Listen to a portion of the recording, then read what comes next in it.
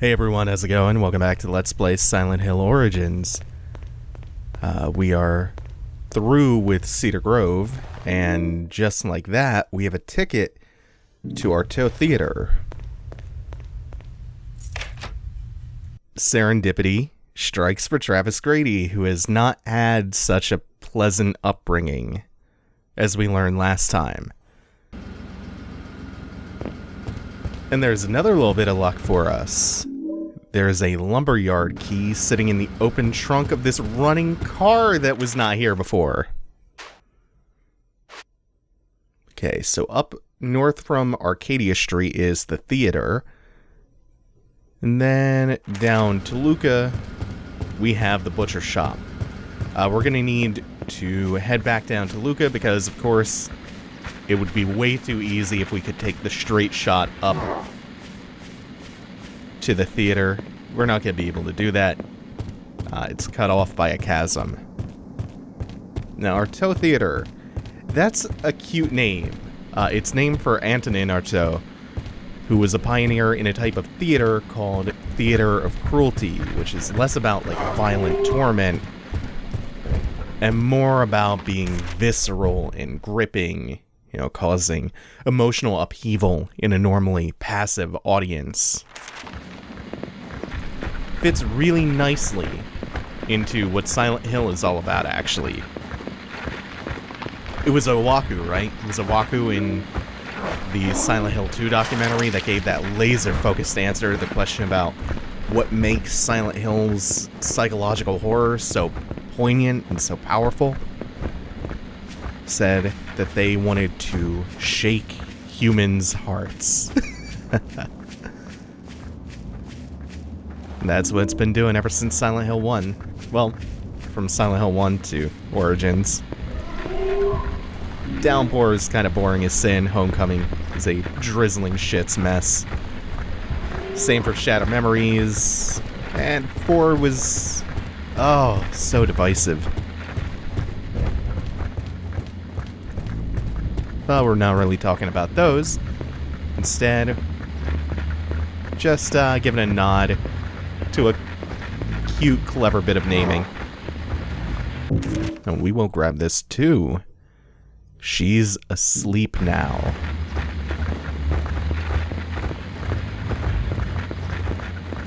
So, ordinarily you would think that we wouldn't have to go all the way back to the butcher shop, but again, we can't take the straightforward route even to the lumberyard, which is clearly where we need to go, just to make the transition to the theater. You can kind of neatly divide Origins up into a couple of different types of areas. You have your main areas like Cedar Grove Sanitarium, you have the town itself, the streets, and then you have another type of area. Which is something like the butcher shop here, or the lumberyard that we're coming up to, or another one that we'll see later. And these are transitional areas.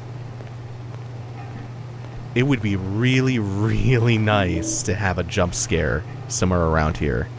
Or rather, it would definitely be pretty fucking alarming.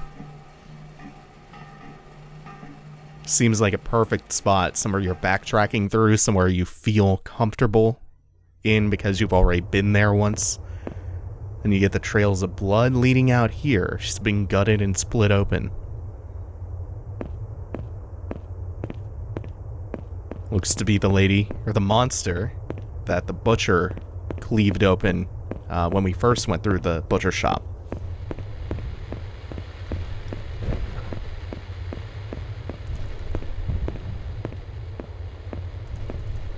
We have to be careful and listen out because it's not just straitjackets on the streets now. It's also carrion. I think we want to keep heading this way.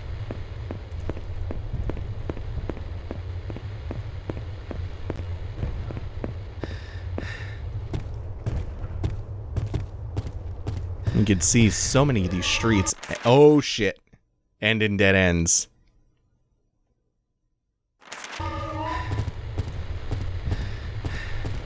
I know there's that one that's right in front of us, or now behind us, but I'm pretty sure there's another one. Pretty sure there's two of them. Boy, carrions are not fun to be up against. I sure hope this was worth it. Nope.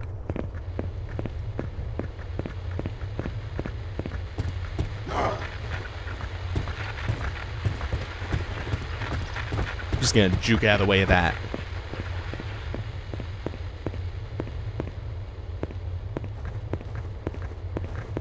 So that behind us was the entrance to the lumberyard. We're gonna walk past it just a bit into this alleyway, because there should be something waiting for us.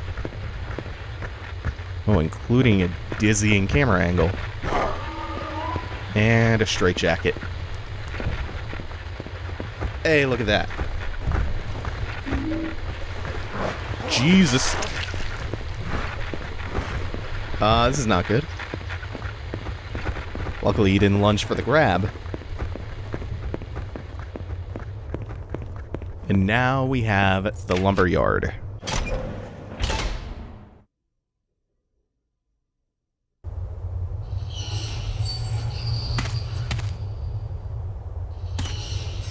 Oh, god damn.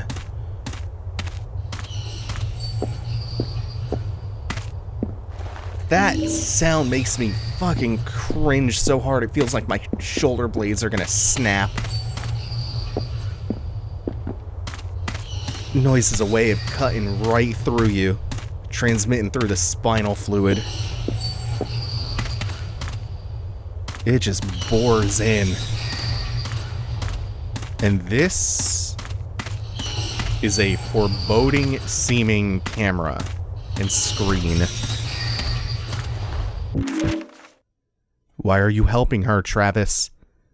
Did you see that nurse?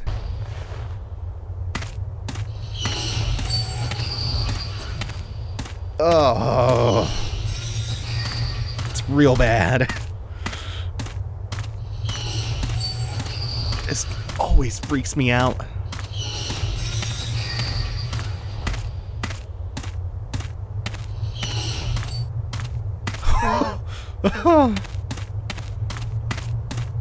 Even worse than the sound is how it suddenly stops. That has to raise the alarms just a little bit. You go through that whole thing and there's nothing in there at all. And yet you feel like you are about to die at any moment. Oh, that's an uncomfortable transitional area. Good fucking job, Origins. But now we have what looks like a straight shot to the theater, but again, not that simple. This is the Silent Hill Tavern. Holy shit. Citizens of this town must be getting hammered 24/7. I love this view of the carrion.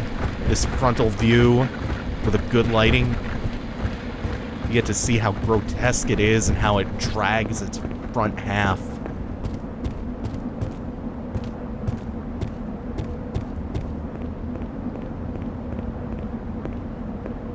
And there's this trail of blood that's leading us past the Lutheran church. There are Lutherans in Silent Hill. Wow. Into the apartments. Oh, shit. Can we juke this? No. Holy shit, those things are grotesque. With spoilers, by the way. We cannot go all the way up the street to Arto Theater. So we have to cut through the apartments, which is another transitional area.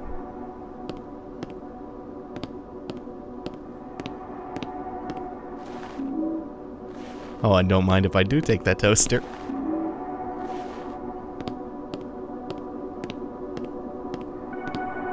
Why are all of the apartments in Silent Hill the most depressing things? Like, just the decor. So gloomy. And then there are bullets all over the couch. I think that might be a slight nod to Silent Hill 2, where you get the handgun. Probably reaching there.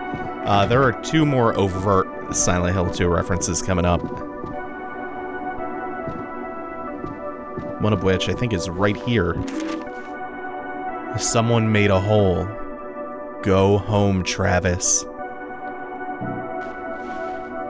Really likely a reference to the really famous note in the bar in Silent Hill 2. Huh, it looks like you can pick that up on the nightstand, but nope. And we keep coming across these mutilated bodies. First time we saw the butcher in attack. It's our first encounter. You can kind of assume that might be his handiwork. And then hole jumping. We are James Sunderland now. Origins is full of these kinds of cutesy references, some of which are great, some of which I think they delve a little bit too hard into fan service. There's one that we missed. I don't even know if we can get back to it. But there's a fire escape you can walk up. A mailbox for apartment 213. It's overflowing. Remember, that's... Actually, let's leave that for a second. There's a fire escape you can walk up early on in the game. And you find some kind of key up there in New Game Plus, which I think is for the UFO ending.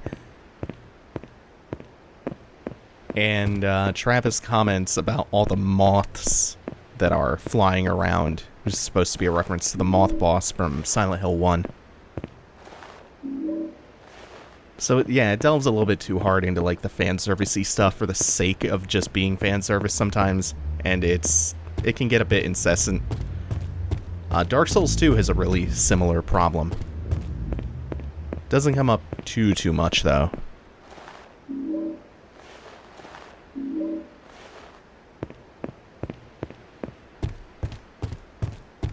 And if you try to wander too far once you hit this street, we need to check the theater first.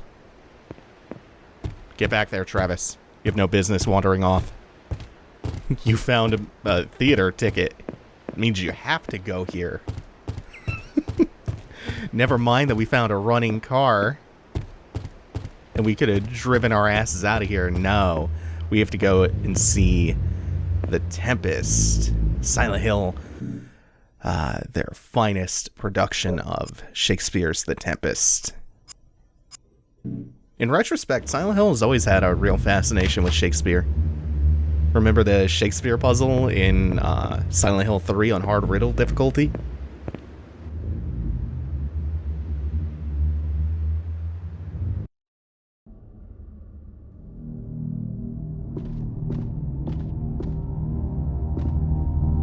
This is such a different area for Silent Hill game. Kinda like it. And it doesn't seem that overwhelmingly large, right? It's definitely not the sanitarium that we just came from. We also have a production of Julius Caesar, apparently. Let's just come upstairs real quick and see what's going on up here.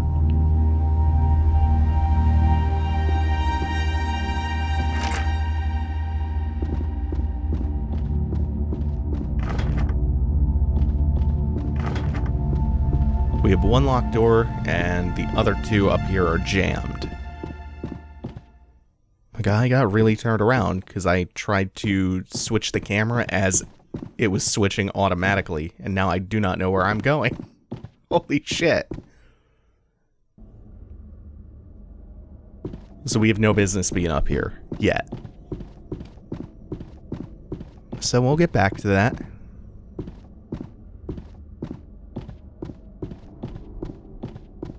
First, we have a save point, we have another door, again jammed.